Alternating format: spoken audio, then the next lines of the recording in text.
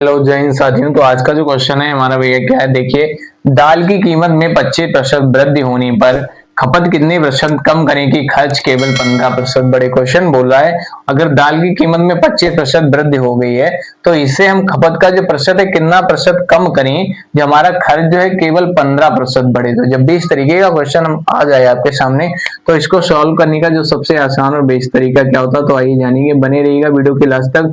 उसके बाद अगर वीडियो अच्छी लगती है तो लाइक शेयर कमेंट करके जरूर जाएं। अगर नए हो तो सब्सक्राइब और फॉलो भी जरूर करें।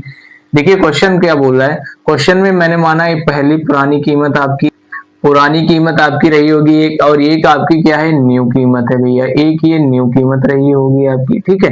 पुरानी कीमत कितनी मैंने मान ली 100 है आपकी, क्या है 100 है। जब 100 रुपए की चीज में 25% की वृद्धि हो रही है, मतलब एक तरीके से ऐसे मान सकते हो 100 वाली चीज 125 हो रही है।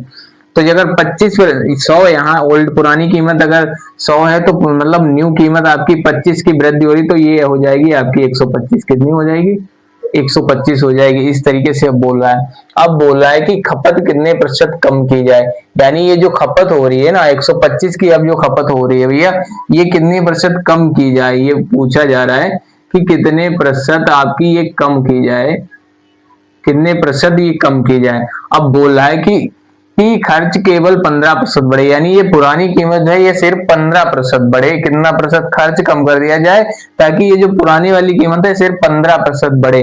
तो यानी मतलब 100 में और प्लस किया जा रहा है, कितना 100 में प्लस हो रहा है, कितना 15 हो जाए।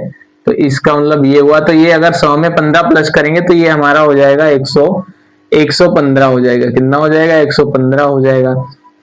अब अगर ध्यान से देखोगे तो 115 जो है 125 जो है 115 से कितना कम है, 125 जो है 115 से भैया 125 से 115 कितना कम है, तो आप कहोगे कितना कम है 10 कम है। कितना कम है 10 कम है। किससे कम है 125 से कम है, तो हम यहाँ रखेंगे बटे में रखेंगे आप 125 इस तरीके से। प्रतिशत में हमें आंसर लाना है तो मल्टीप्लाई करवा देंगे 100% से इस तरीके से, ठीक है। अब जब आप इसे सॉल्व करेंगे ध्यान से देखिएगा जब 25 पंचे कितना होता है 125 होता है, ठीक है।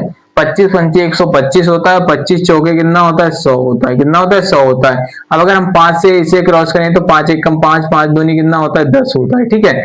ये हमें 100% से यहाँ मल्टीप्लाई करवानी है, ठीक है। अब देखिएगा 2 और 4 की अगर हम मल्टीप्लाई यानी गुणा करवाएंगे तो 4 दूनी कितना हो जाएगा 8 हो जाएगा। बराबर में जो आएगा निकल के 8% हमारे इस क्वेश्चन का करेक्ट और राइट आंसर हो जाएगा। क्या हो जाएगा भैया, खर्च केवल 15% बढ़े।